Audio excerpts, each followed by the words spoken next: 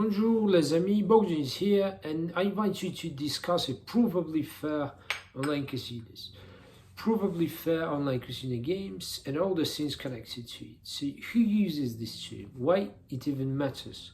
What are the implications of playing these games, and what about RTP, licenses, and so all the whole bunch of questions I will try to address now. First, these are kind of relaxed topics because in my honest opinion is something of a farce. See, as a fashion goes, you will find more Probably Fair casino games, and you may think there's a new trend, new reality, but in fact it's really nothing new.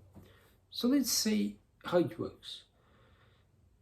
So despite of the different, kind of modes of games, or different gaming modes, crash, roulette, coin flip, or even slot machines are the same, the same concept with a different visual design.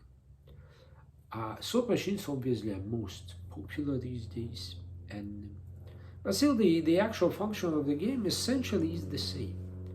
And being able to prove the fairness of the game, how the winnings are distributed, is it really random generated number or random generated winnings or not? The outcomes of the game are really dependent on either a random generator or chance, as we say, or by people who would, play with it to their advantage. It's a big question every time it was the case. But as the games get really complex, more complex, the question of fairness would not only boil down to a specific outcome of one gaming round, but also to the whole sequence of gaming rounds, because it would also involve RTP, of volatility and so on. So it would require serious testing and serious audits. So in the first frame of our attention, it has to be that Provably Fair gaming methodology, or the way it works, is really simple and nice. So it works like in 3 steps. First, when you sit down to play a game, you will find a button to push and find a hash, the same technology as used in Bitcoin. Hash is that there will be an outcome of this gaming round for you. Then you put your stake, put your bet, put your winning combination, if there's, for example, coin flip, and when the round goes down, you will find the outcome, and you can, see together what was the initial before you put a stake and what was the final. You can really see, and this is how you may witness the game was not really dependent on your stake, it was seen in advance. So it is true for instant games, it is even true for slot machines, but you have to really try to do it before each spin you make. So why it even matters? It even matters because it is attached to the very idea of trustless economy, or trustless business, that is essential for whole crypto gambling industry. We must not trust anyone to make this industry, these transactions work. This is the principle. So it only, the principle only has developed once again in this, context of games. So it's fun because when you play, for example, some kind of a game, you can see the outcomes of winning combinations per particular player beneath this, playing window. It's really fun. It's provable. It's okay. And it's a sign of trustless economy. How it was actually done in the older days. In the older days, there were companies like GLI, they exist right now also, that would put servers and try to play game automatically and try to prove by millions of combinations that actually this a game was real random generated. Random generator works well, and like this. So, what's in the centerpiece of it in terms of the business? I claim that the center, argument is a license. For example, most of the online casinos in crypto are moving fastly or slowly are moving away from license at all because they don't actually feel a need in license.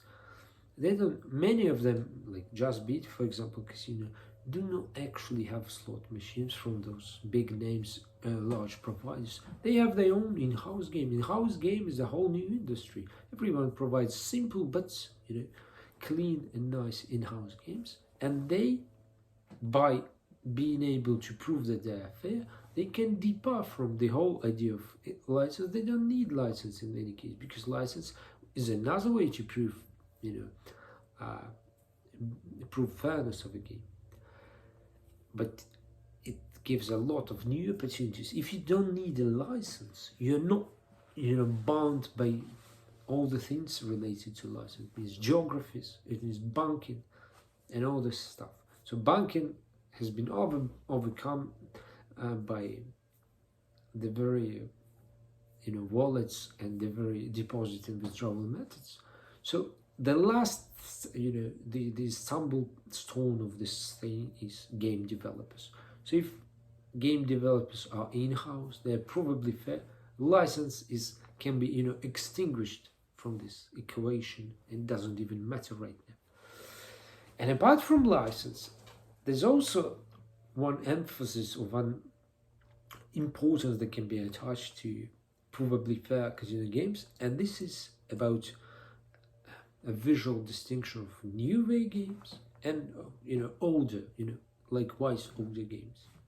So new Waive games is something that has been done just recently and has to be properly facilitated, properly advertised, publicized. So Provably Fair as a badge is a good way to publicize this type of games, by contrast to the older ones, which are you cannot really effectively in one side prove that they're fair. You have to employ intermediary like GLI or the guys. You have to trust them at least to be able to gather the information that they are actually fair. In this case, nothing must be taken for granted. It's a trustless economy, and this is in my point of view, this is a distinction between old and new. This is a new hallmark of trust, a new hallmark of quality, new hallmark of kind of fast mark. All right, so as a major way to detach from license-based gaming, the Provably Fair casino games are a great tool, actually a great vehicle to move away from the stuff. And the instant win games are all the time using them.